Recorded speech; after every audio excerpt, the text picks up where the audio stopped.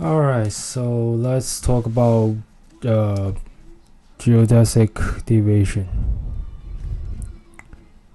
So we know what's a geodesic, and well, it's basically a straight line. But straight lines in general relativity doesn't mean what you think it means. So suppose, let's say we have two straight lines, two geodesics. That's what I mean. V and V prime. They are parallel to each other. We define origin at A, another place at A prime. That's separated by a connecting vector, this thing here. And what we're gonna do is we're gonna derive the geometric geodesic deviation. So let's look at this symbol here. Okay, so we're gonna take the covariant derivative with respect to A, covariant derivative with respect to A at the origin. Well, according to the definition of covariant derivative, it's just take the okay. So let's see let's say V alpha equals to V alpha E alpha, and because it's at the origin, so we have let's see, this is 0, x naught 0.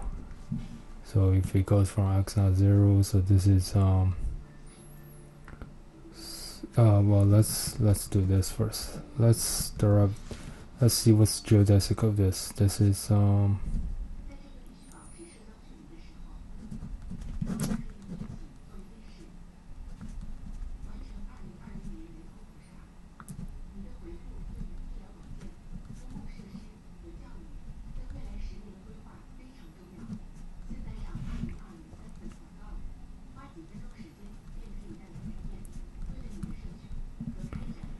okay, so let's say v1 equals 0. Let's do v naught. V naught is defined by this parameter here. So this can be written as d over d lambda, and then now you can do the Christoffel symbol, which is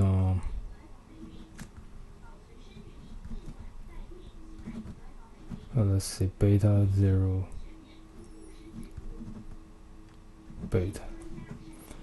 Now why do I put a 0 here? Well, because our coordinate is aligned with V, so that means there's only one for which this is non-zero. Okay, so now let's see what we have. Of course, it's all evaluated at A.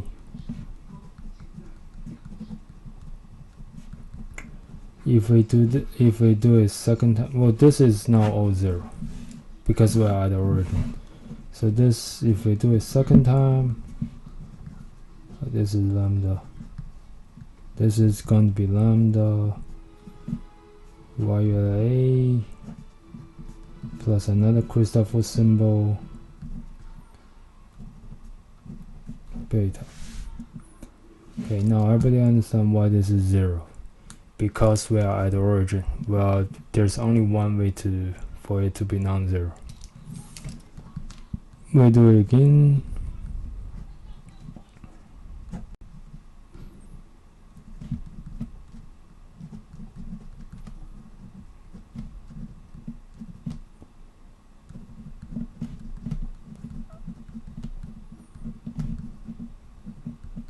Again, this is 0 because Christoffel symbol at the origin is 0.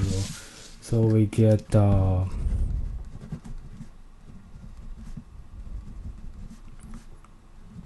that's what we have here.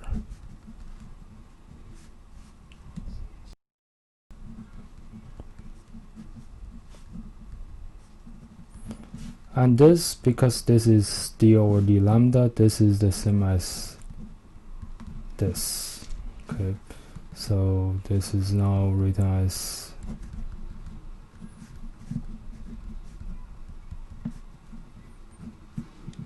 Okay, and now we need to know what is this. Well, okay, so let's go back to geodesics. So let's look at the first geodesic. The first geodesic is V.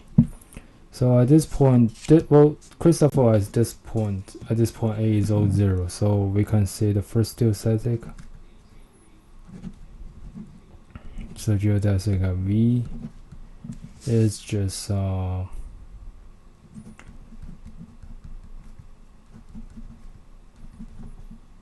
which x alpha is the component of the geodesic, and geodesic at V prime is, oh, now this is non-zero, so mu V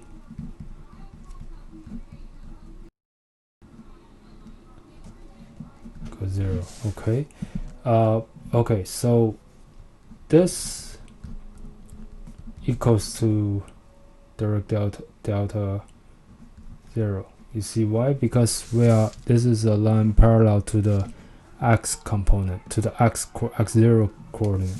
So that means everything else is 0. So that means the geodesic can be rewritten as, this is a, this is a prime here, a is here.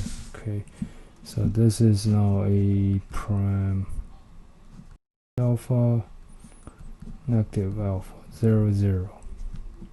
Okay, so mu and v are all both 0 0. Okay, now according to the definition of our connecting vector, x alpha a prime minus x alpha a equals to our connecting vector, the component of alpha. If we take the double derivative with respect to lambda,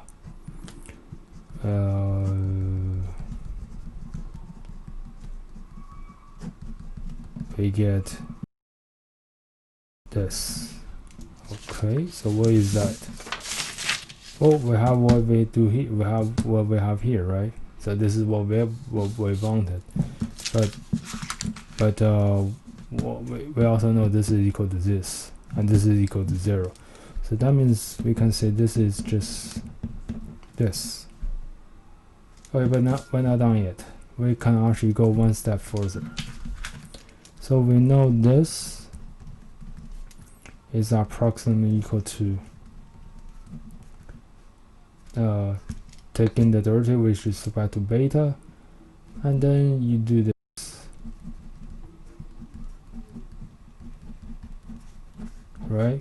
Because this is just, well, you know what this is. This is just,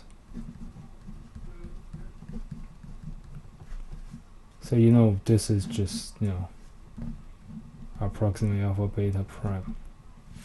But this is by definition connecting vector beta. So this, oh, by the way, there's a negative sign in front. So this whole thing should be equal to this.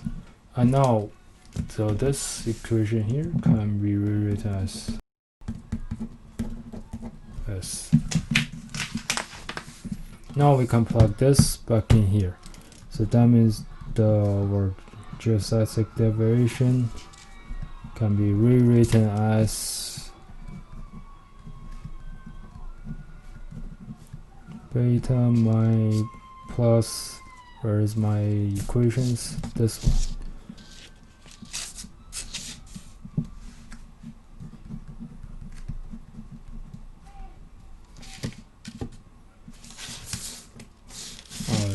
We can copy here.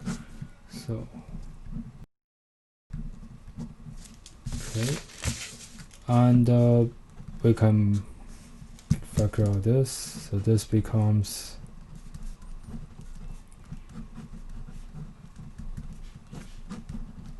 but you already know what this is. This is our Riemann curvature tensor.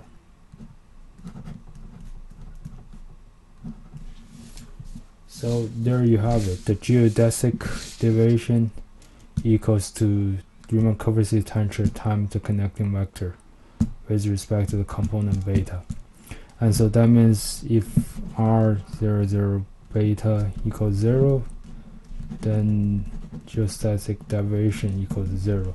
So that means the lines remain parallel. However, if this is non-zero, then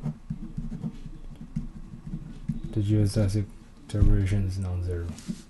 So there you have, that's the derivation of the geostatic derivation.